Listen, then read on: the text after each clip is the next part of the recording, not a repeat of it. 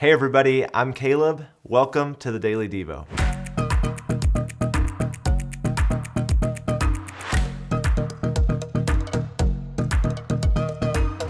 We're in our wisdom series where we're looking at some key verses from the book of Proverbs, and today's verse is Proverbs 1:7, which reads, "The fear of the Lord is the beginning of knowledge.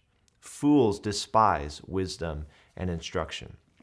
Knowledge and wisdom have similar definitions. Knowledge leans more facts and figures, where wisdom includes that, but leans more toward good judgment or the assimilation of those facts and how you act upon them.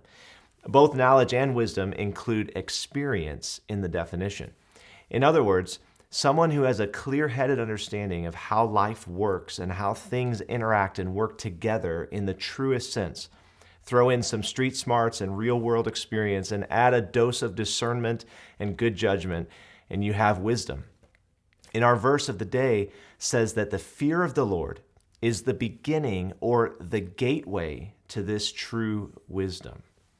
If a space shuttle wants to successfully make it into orbit, the ignition of the initial rocket boosters is mandatory. Without the ignition of the boosters, that shuttle isn't leaving the ground. If getting into orbit is wisdom, then the ignition of those rocket boosters is the fear of the Lord. So, what is the fear of the Lord, and why is it the key to gaining true wisdom? Well, this isn't simply fear as in being afraid of something bad happening, at least not exactly. Think reverence and awe. The fear of the Lord is a life-altering experiential perspective of God, which produces profound awe and wonder that in turn puts our lives in perspective. We're talking about having a right view of God. The God who, Psalm 33 says, breathed out the stars and knows them each by name. The God who right now, as you are watching this, is surrounded by 4 living creatures that we read about in Revelation 4. Each of them have 6 wings and they're covered with eyes all around and within.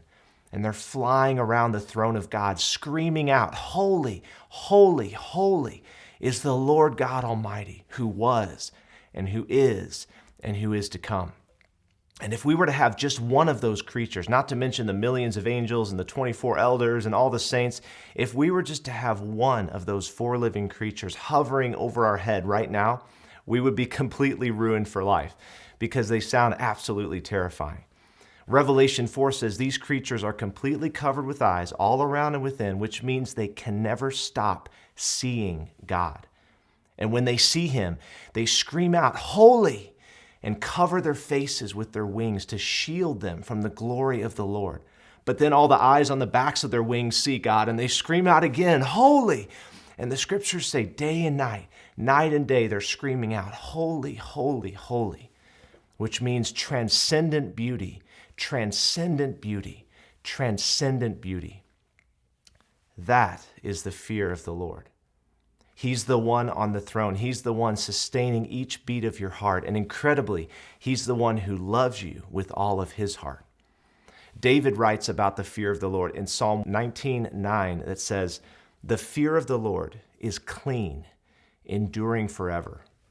When the fear of the Lord permeates our life, it cleans us up, it washes us. Friends, in all of our getting, let's get the fear of the Lord. I encourage you today to ask and keep on asking, as Matthew 7:7 says, to seek and keep on seeking, to knock and keep on knocking until you have the fear of God activated in your life.